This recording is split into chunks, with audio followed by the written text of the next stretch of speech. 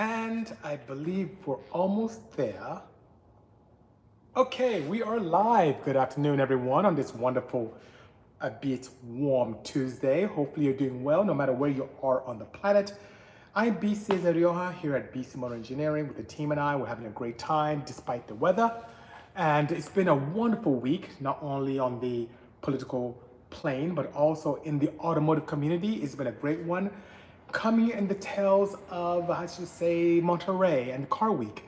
Eurodrive, hello, sir. Thank you so much for joining this Tech Tuesday. Appreciate you indeed. And I have a variety of opportunities here to interact with all of you on the planet. I have most of you here on Instagram. I have you here on TikTok, also on YouTube Live, and via the friends at Riverside. I'm now doing my Anchor podcast with video. So if you haven't joined the Bisimoto podcast systems through Audible or through podcasters with Spotify, you can find me no matter where you are through Podbean, Google Podcast, Apple Podcast, Spotify, you name it, I am there. All right, let's see who's here so far. All right, okay. Good friend Kovolt in here.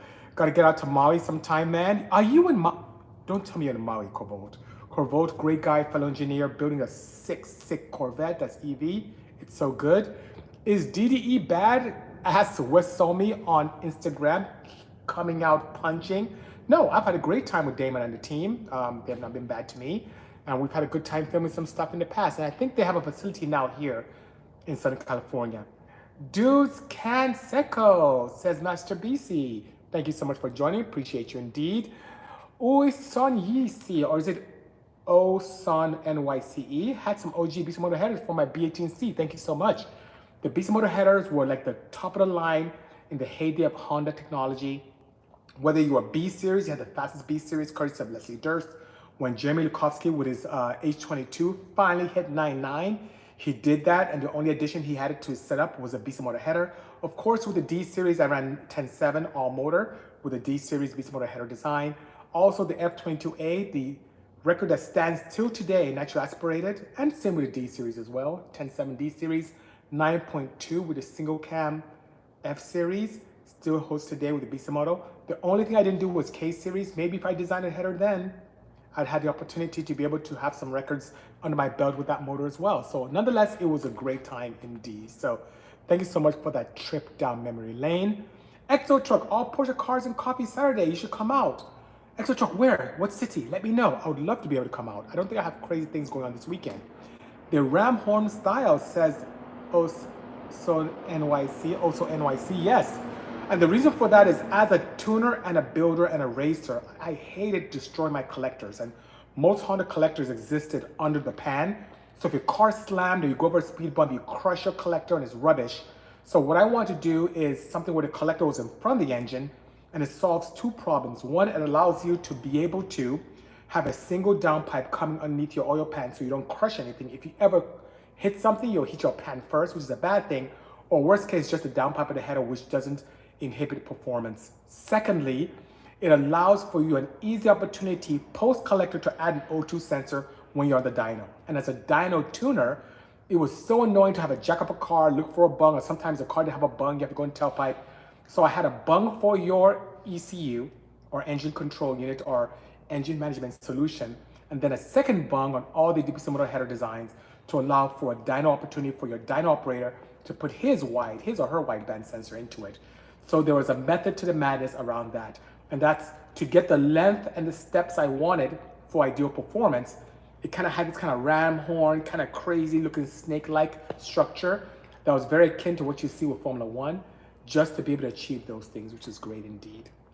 All right, and ceramic coating. Yep, we ceramic coated outside and inside using a wand, because that double coating allowed heat to stay in the combustion chamber, not combustion, but inside the piping, to keep velocity up to help with scavenging. The more energy you lose from radiation and heat losses, the less energy the exhaust gases have to expend themselves naturally. Keep that heat in, it helps with a scavenging effect at the collector, and that's what we love to do. Plus, it made it look good too, so thanks so much. This is great. I haven't thought about those headers in quite a while, which is great. H22 and EG5, which is a great opportunity as well. What is needed more than the engine? You need a gearbox, And there are two ways you can do that. You can use the H22 gearbox, which is a bit of a tight squeeze in the EG. You could go in the H2B or H2D, another contribution from Bisimoto to the Honda scene, where we had the first drag Honda to Honda adapter plate system, which everyone ended up knocking off. That's the reason why I kind of left the Honda scene in significant influence, because everyone was knocking off what we did. We would take time and effort to really do R&D, spend a lot of resources and time, which in my opinion, time is more important than resources. Time is more important than money, as far as I'm concerned, but spend so much time doing something that's very unique to help the community.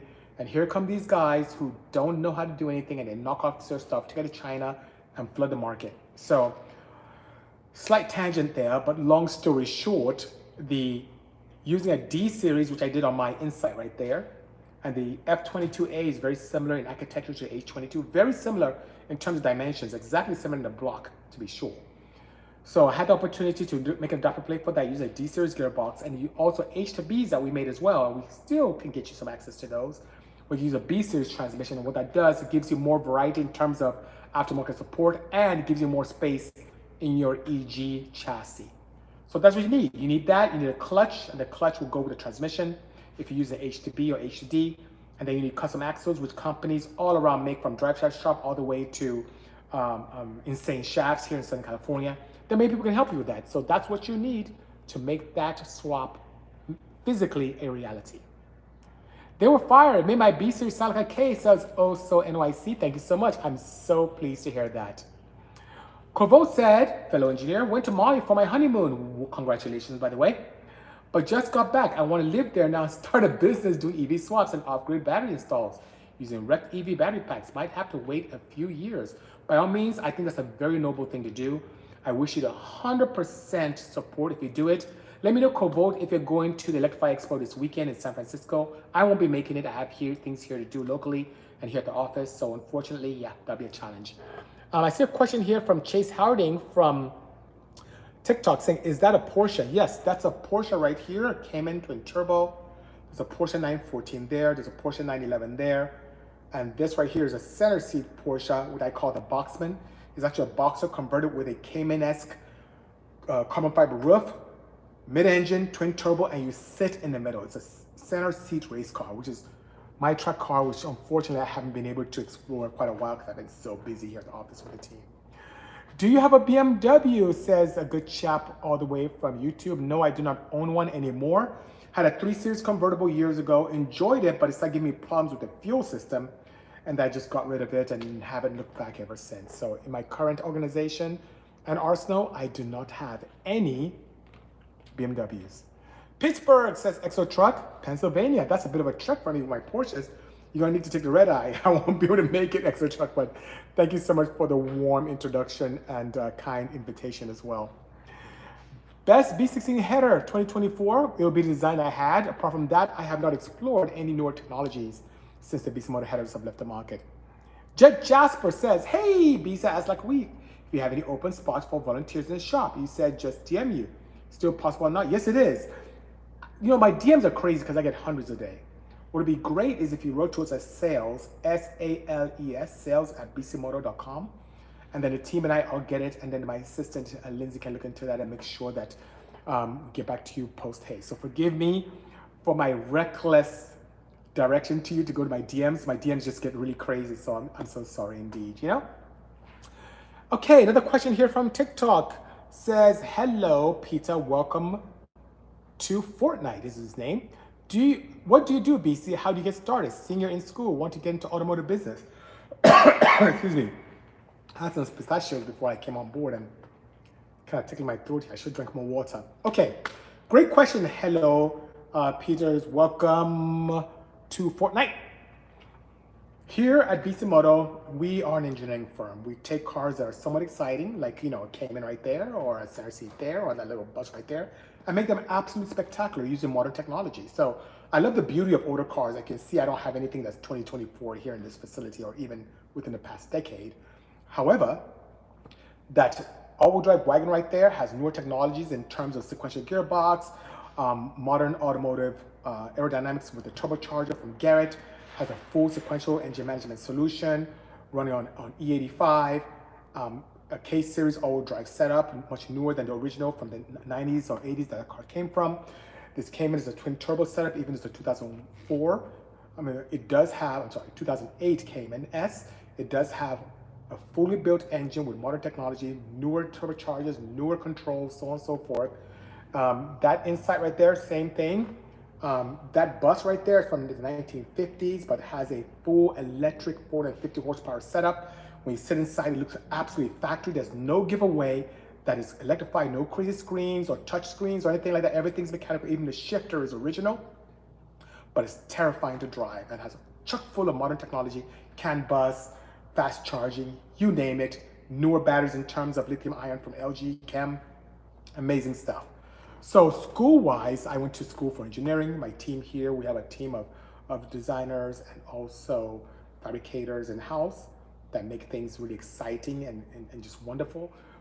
Unlike a lot of my peers, we're not just engineers who happen to work on cars and make them cool. We're enthusiasts who happen to be technical in nature. So that enthusiast mindset is what allows us to create really cool cars that are extremely reliable and lots of fun. So yeah, that's what we do.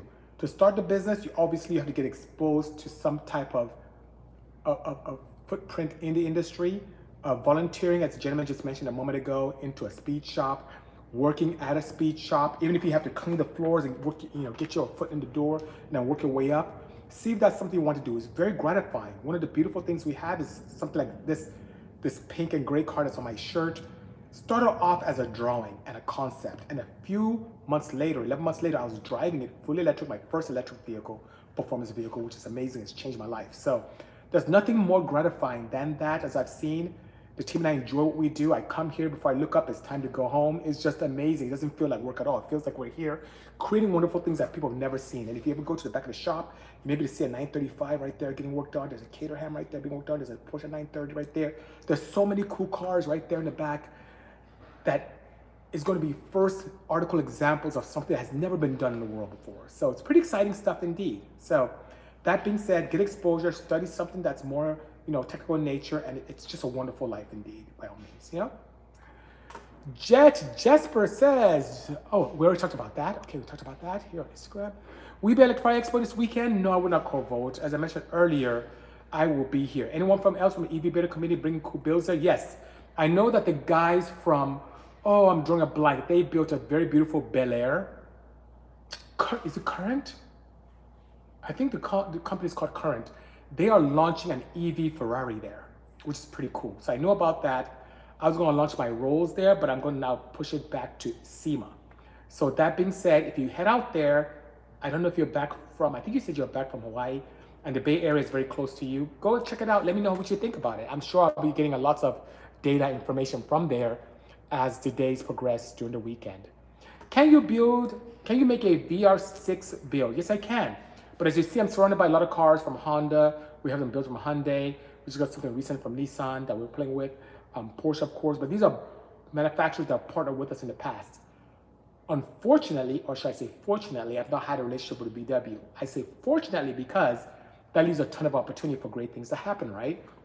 So that being said, the only time I tend to build builds is when I have a partnership with VW. So VW, Volkswagen, if you're listening, either USA or AG, I'm more than happy, the team and I are more than happy to work with you and make sure that Mark V Henny can have a build that he or she can really appreciate. So thank you so much for the question. Hello, Panda Big White. Thank you so much for joining. Appreciate you indeed. Getting so much love here from TikTok. Appreciate all the hearts. Thank you so much. Daytona area car talk, who I missed so much. Reporting in, good seeing you indeed. Hey BC, how do I make my wife comfortable with spirited driving? The one way I've seen, whether it's a gentleman or a lady, is by getting them behind the seat themselves. Taking them to something really small and easy, either start with canyons or autocrossing. That has been an opportunity to expose someone and we can just take their time and get experience with it. And it's quite intoxicating. If that is not a very easy or accessible way to go, or you feel that that person may not be comfortable with your car yet because you may be making a lot of power, go to a local kart track. Here we have a K1, which is all EV indoors. It is a lot of fun. I didn't have my daughters go there, my son. It's been fantastic. And my daughter had no interest in racing at all, zero, until she went to K1 and just had a blast. So that being said, that's an opportunity for you to Expose your wife to such an environment, she may get the bug, but I must warn you, once that bug bites her, you are in trouble. It can be a lot of excitement and quite expensive, but enjoyable. There's nothing more gratifying than having yourself and your mate being into the same pastime, especially when it has to do with things that are automotive in nature. So thank you so much for the question. I would love to run your plaid with mine, heads up, said EV Smoke ATX. Where are you? Let's have some fun. I typically, with Jonathan, and we haven't done that in a while, go to the local racetrack here in Irwindale and beat up on a bunch of V8s. And I won dozens of races with the exception of one that was a full-blown pro mod, which barely beat me, by the way. But nonetheless, it's been a great race. So going against another plaid and having those slight nuances with plaids, with tire sizes and tire compounds and weight reduction, that'd be kind of cool to do. So EV Smoke ATX, if you're local, send me a DM, kind of bump that DM up a little bit so I can see it, and then let's make it happen locally. Ashin Campo, hello brother, things are well, how are you? Still have the Honda from Netflix show as Suleiman Jasset? Yes, I do. If you're talking about the Odyssey, the 1029 horsepower Odyssey, yes, I have. And some updates have happened that's made that car even more fun, more exciting since that show. We now have Toyo RR, which are almost like barely legal slicks on the front. And we now have upgrades with a GTX Turbo courtesy of Garrett and controls from TurboSmart. So that thing is very nice and very exciting nowadays. Jed Jasper says, thanks, BC, you're the GOAT. Thank you for the kind words and support. Appreciate you indeed. Let's see here. That inside peeping out says, Ashley, yep, inside's right there with the chute. The wagon's right there. And speaking of wagon, look what I found. This was in Lindsay's desk. This is the Bisimoto, showing to all of you, wagon pin, courtesy of Lean. And it looks, what's really cool is that this design looks like a parts bin accessory from American Honda. So it has that nice Honda theme, and it has a wagon right there, full with the turbo fans and everything. These go up in value like crazy, but we have it on sale for like $20, and you can buy a set and quickly flip it for double that amount. So you can go to Bisimoto website. We also have an eBay web store. You can check that out as well. But these, we have a few more left. Liz was kind enough to find some, so take full advantage of them right there while they last. All right. So that being said, thanks for the hearts indeed. Thanks for the hearts. Jessica says I need a Celsius. Jessica's like the love of my life, an amazing individual, just amazing partner. And Jessica gave me Celsius, I think on a drive back from Berkeley, and it just hit me hard. Like I was just really excited and just boom, boom, boom, boom. I was like just super energetic and crazy, like just very funny and cracking jokes. That's some dangerous stuff. But yeah, maybe I do need one. Do I seem kind of, guys, tell me, do I seem kind of down today? Let me know if I do. If I do, I need to get a little more excited, you know? Can I donate my car to be built for competition use? Says ONYC. It depends. First of all, are you into modern, newer zero emissions technology? When I say zero emissions, like hydrogen and full electric, if you are, that's a possibility. And secondly, what kind of car is it?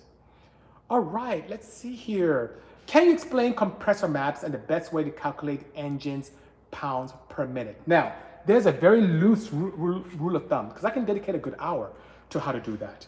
And what I typically tend to see is, Exo Truck, as you look at any compressor map, and guys, think of a compressor map as a dyno sheet or health sheet for a compressor wheel in a turbo for internal combustion engine.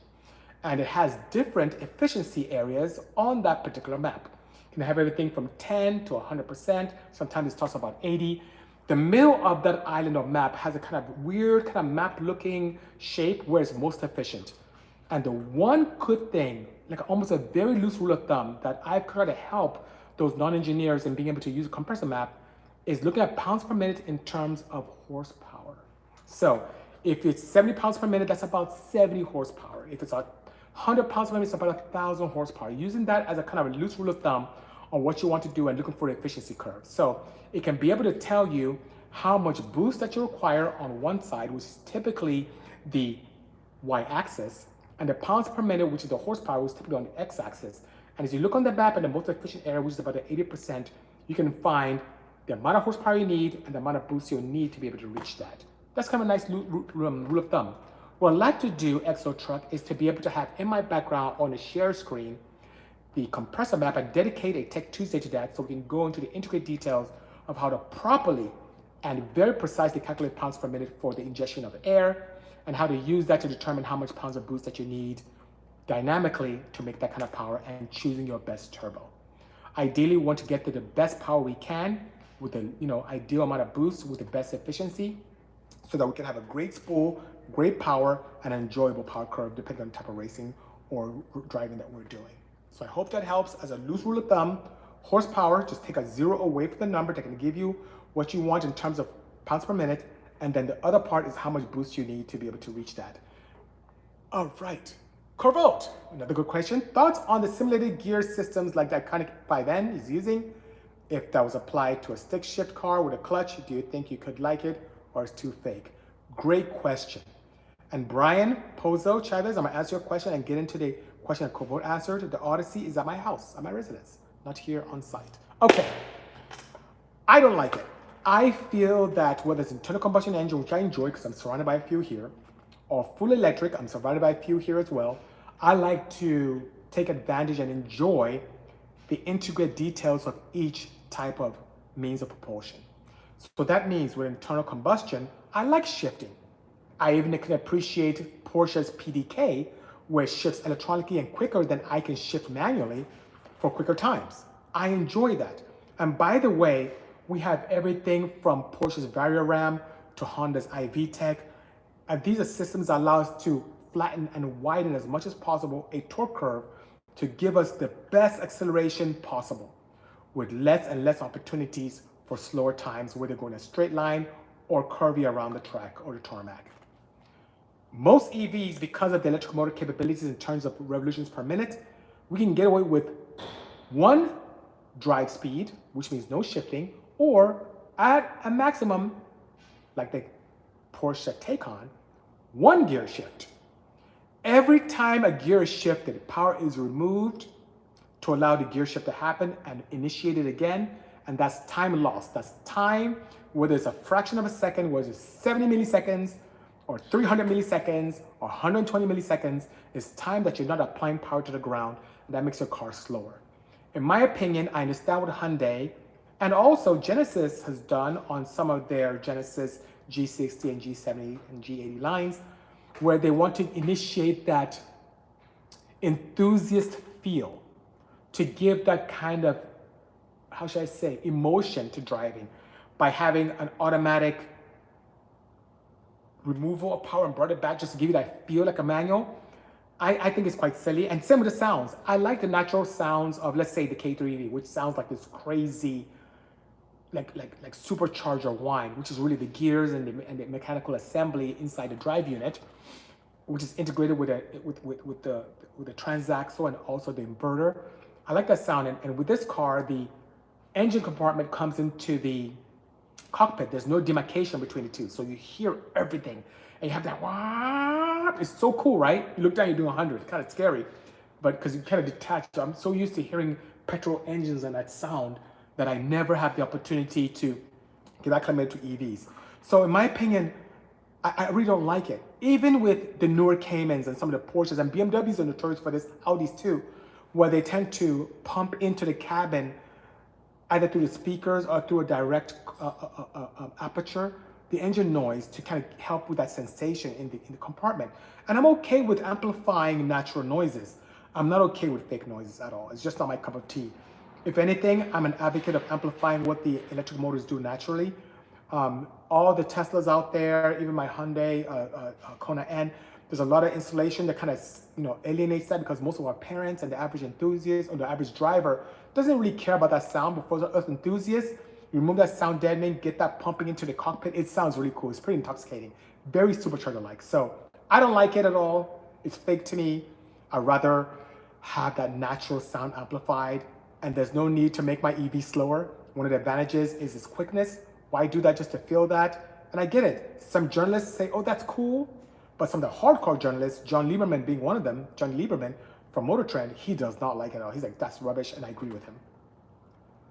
I love the Kona N. I mean, the Kona N, I love the Veloster N, I love the i5N, I love them all. But man, I don't like that. I have to go, says Stefan Sunnization. Also good to see you nonetheless. Thank you for spending a little time with us. Appreciate you indeed. I want to scream VTEC engine. That engine sounds keeps you awake, said Brian Pozo Chavez. Sir, if you need to stay awake while driving, you should probably rest before you drive. It's really dangerous. I've almost fallen asleep twice on the road and it was terrifying. I could have died. So it's not good. You're a legend, says Toshi R101. Thank you so much for the kind words. Appreciate that. I tell everyone in Nigeria about you, all the mechanics in Lagos. You're a legend, says Toshin R101. Thank you so much for the kind words, brother. I appreciate everything you're doing. I hope body day for clothes proper, eh? Thank you so much. And for those of you wondering, what am I speaking about? I am Nigerian. I came to the United States, studied engineering, stayed here. Both my parents are Nigerian. I have dual citizenship. I love my country. And I need to visit. I haven't been there since pre-pandemic. And Lagos was our previous capital until it moved to our new Abuja Federal Capital Territory. And this gentleman was sharing how he's been very proud of my accomplishments here and how he's been sharing with other mechanics in the West African region. So thank you so much, Tushin. Appreciate you indeed. Thank you, thank you, thank you. Greetings, BC, says Steelcap. How can a layperson with a car project get into SEMA to meet vendors? Very, very easy. If you're a layperson with car projects, you either need to be affiliated with a shop. So since you have a lot of car projects, you must have a shop that you work with, and hopefully they're a SEMA member, they can get you a pass to do that. Or you can write to SEMA directly and get access on Friday, which is open to the public. So there are two ways. So it's typically a business-to-business venture, which you have to be affiliated with a shop as a SEMA member to get access to it. But if you want to go in as an individual enthusiast, Friday is your day. But I'm telling you, you can't walk the entire event on a Friday. It's a huge, combined with North, Central, South, and now West Hall, it is a huge excursion. You would easily walk 18,000 steps a day just walking around, not even stopping that much, which is pretty crazy, right? So I hope that helps. Okay, I had a question here. We welcome you, says Toshin. Thank you. I will be home soon, brother. Brian Pozo Chavez has another question. What's your opinion between K series and J series? Great question. For those of you who are not Honda enthusiasts, the K series is kind of the newer engine from American Honda with two major performance variants. There's a K20Z, K20Z kind of platform on the new Type R. There's also the K20A kind of circle that is a little bit different, that came in the TSX, came in the Civic Si and some other variants like that, which also had another variant of the K20Z3 and Z4. Anyway, oh, I'm sorry. The Type R is K20C. So it's K20C, which is the newest of the newest. There's K20Z and K20A, which some of the older ones are K24Z, K24Z, A and so on, so K24 itself. Those have an amazing aftermarket support. The J series typically exists as a V6. They are North American style power plant, so not very popular or seen even in Japan or Europe. It's kind of was created here. The genesis was here and kind of stayed here. The K series has amazing aftermarket support. Can make power like the J with a slight deficiency in torque just based upon the number of cylinders. Much lighter than the J series, but also because of its popularity is much more expensive. The J series came in the Honda Accord North America and the Honda Odyssey. It's what I used to make 1,000 horsepower, very easy to make power there. Some of the limitations on the J series is the camshaft. You have to slide the cam into a journal, so it limits how much lift and duration you can do without major modifications to the head. The head ports also don't flow as good as the K series, especially the newer K series that came out of the Civic SIs and some of the TSX engines. So that being said, if you had to combine or choose one of the two, the J series is very cost effective. You can make lots of power with it, but the aftermarket support is not as robust. The K series is very compact, much more compact than the J. Tons of aftermarket support and can reach some good performance upgrades, can easily make 1,000 horsepower as well. So opinion-wise, K series, more aftermarket support. J series, a little bit of a red-headed stepchild, but has tons of potential and is extremely cost-effective because it came in so many variants. Even into the MDX, you go into the Acura side of things with their SUVs, the J series existed there as well. So it's very, very nice indeed, P.S. Paulus from YouTube says, as a petrol head, would you rather have a fast hybrid or a full electric? My opinion, I think I'd have a full electric. As a petrol head, the petrol head side of me wants to hear the sound of the hybrid setup because you have both a petrol, let's say like the NSX, But the engineering side of me is like, hey, wait a minute. As a hybrid, when you're running full electric, you're dragging along this petrol mill with you, which is not very efficient. When you are in electric mode and you turn on your hybrid mode, you now have this period of time where it's very dirty to turn on and get the temperature of a petrol engine. When your hybrid system is depleted completely of battery life, you're now lugging along batteries and electric motor, so that's not very efficient. I'd rather have a full electric, which is just efficient out the gate, done. So you think of everything from the new Rimac compared to, let's say, a Porsche 918, which I love. The Rimac is going to smoke the thing. The Rimac is just going to smoke the 918, even though I'm a huge Porsche fan, all right? So that being said, that's my definition. Am I looking as an engineer or a diehard petrol head? Diehard petrol head, yeah, I say fast hybrid. But me, being an enthusiast who loves efficiency, I'd go for electric. That's just me. But thanks, great question indeed. P.S. Paulus, thank you so much. All right, let's see here. Got some great questions. Wow, so much love here. Thank you so much. See you, Porsche at Los Angeles Car Museum. Super cool build. Thank you so much. And what's your name? You are Zach Fax. Thank you so much. We did in a great honorable method, thanks to Porsche in Germany and the Peterson Automotive Museum here in the United States, having the opportunity to celebrate Porsche's 75 years as a brand. I had the unique opportunity of having two of the Bisimoto creations, this K3V and the Bisimoto Mobi X, on display for over a year at that museum. And it was an honor, because not only was I the only person of color who had the opportunity to exhibit in that museum, or an exhibit, it was the only electrified vehicle in that exhibit as well, of dozens of very high-profile Porsches. Everything from the earlier Carreras to the newest race cars, everything was there. Even the newest 935s were there. And mine was the only electric one, so it was an honor to be able to do that. Warrior Fella from YouTube, hello to you as well. Thank you so much for joining. My cousin said he used to race you when you used to race Civics back in the day, says B Torres 240SX. And yes, if he was a racer in the heyday of sport compact racing, we may have raced, because I did a lot of racing with my CRX and finally the Insight that's back there. We start off with a 12 race series throughout the year, and I did that for many years and won quite a few championships. Starting off in the East Coast, in Florida, at the Orlando Speedway, making myself up north to Butts Creek, Maryland, coming on down to North Carolina, had some racetracks there as well. Came on down to Chicago, Illinois, at the raceway in Joliet. We'll go down to Texas and do some racing in San Antonio, go up to Pacific Northwest, race a little bit in Oregon, and then head over to Kent, Washington, coming down to Sacramento, on down to Pomona, and also to Bakersfield. Did lots of racing. It was a lot of fun. I met lots of people and created friendships that continue to support me till today. So it's really good. It was a really good time. So yeah, thanks for once again that wonderful memory down, that wonderful journey down memory lane, I should say. P.S. Paulus has another great question. Do you think internal combustion engines will ever be competitive in racing avenues like Pikes Peak? And of how much effort will it take engineers to achieve such a threshold? Where they have been competitive with Pikes Peak. Pikes Peak has been dominated for many years by internal combustion engines, and the technology continues to improve, not as rapidly as EVs, because EVs have just been really out recently in the limelight for a little bit over a decade, even though the first few cars were EVs. Petrols did take over, internal combustion engines, I should say, did take over from EVs and steam engines as well. So that being said, if you mean competitive compared to EVs, it's going to be very challenging, because there's a huge detriment with internal combustion engine in elevation that you may see at Pikes Peak out there in Colorado. And that is because of the lack of oxygen. Internal combustion engines require oxygen to be able to create the heat that allows for mechanical energy. As I've mentioned many times in my Tech Tuesdays, internal combustion engines are nothing but energy conversion units. It takes chemical energy of the oxygen in the air, which is about 21%, combine that with a fuel of choice, whether it's alcohol or petroleum-based fuels.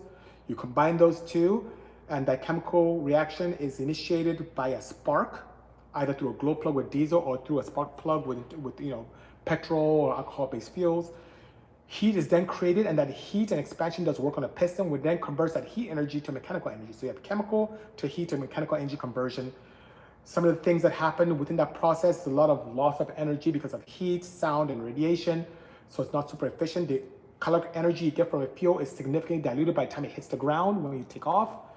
But that gets even more diluted as you go up elevation where there's less and less oxygen. Meanwhile, electric setups, like what you've seen from everything from Rimac to the guys that Unplugged to what you've seen with BW, to what you've seen with Porsche, for some of the other Tesla teams out there. I think even Evasive got into that.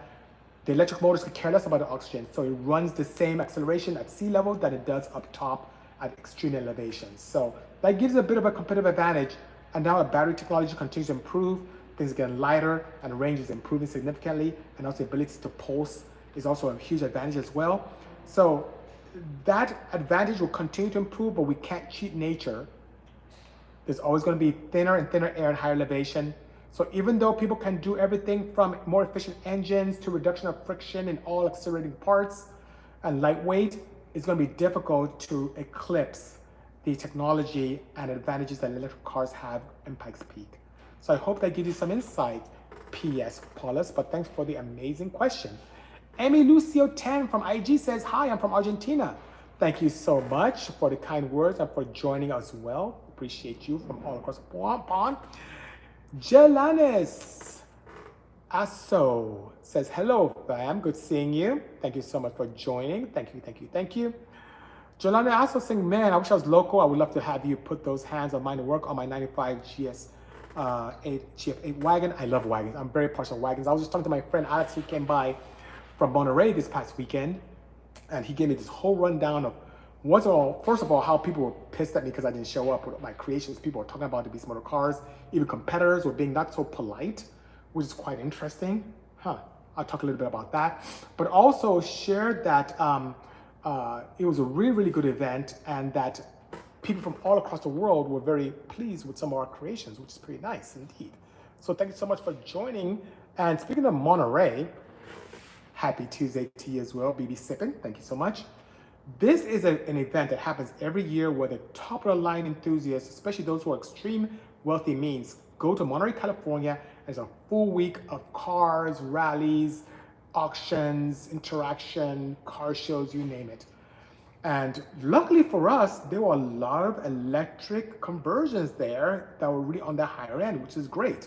Now, what gave me a lot of chagrin, because what I heard about that is a lot of our projects have been quite popular, and some of the builders out there have had this mindset that Bisimoto only builds electric race cars, which is interesting.